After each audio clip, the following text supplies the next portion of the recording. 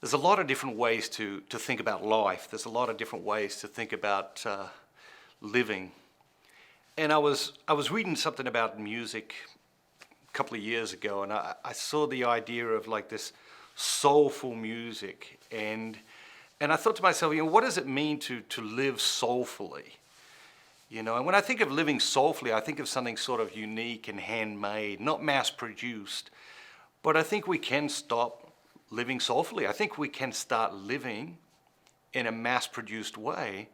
And when we do that, we actually lose ourselves. God has this incredible dream. He wants you to become the best version of yourself. It's an astounding dream when you think about it. It's the dream every parent has for their children. They want them to reach all their potential, to become all they can be, to become the best version of themselves. And of course, every day I make decisions that don't help me become the best version of myself. I wrote the stuff, I write the stuff, but that's the struggle we have with our humanity, right? You've got your things you're struggling with, I got my things I'm struggling with, and guess what? Every single day I do things that I know, when I'm doing them, will not help me become the best version of myself.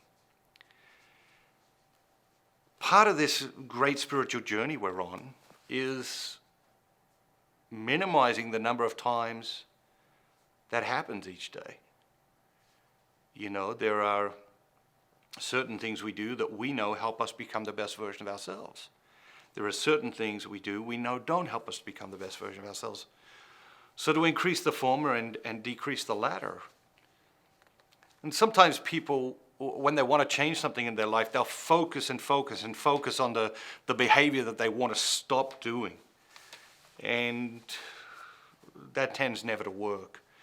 Bad habits need to be crowded out of our lives with good habits.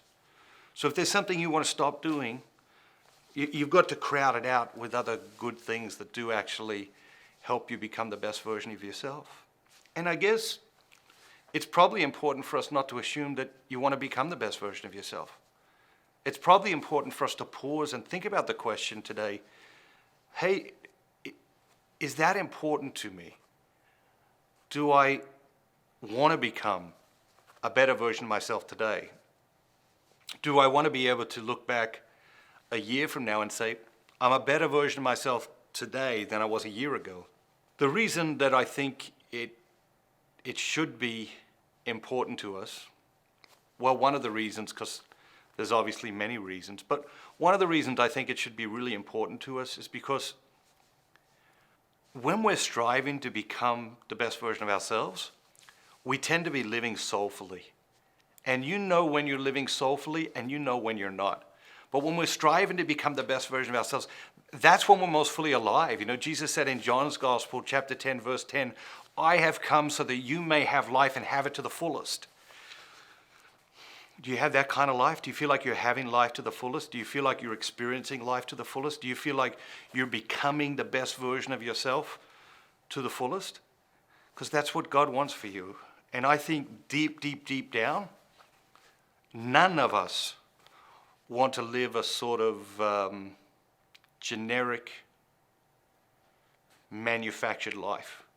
I think deep down, all of us, every single one of us, we want to live soulfully in a way that is really beautifully handmade and unique and just us.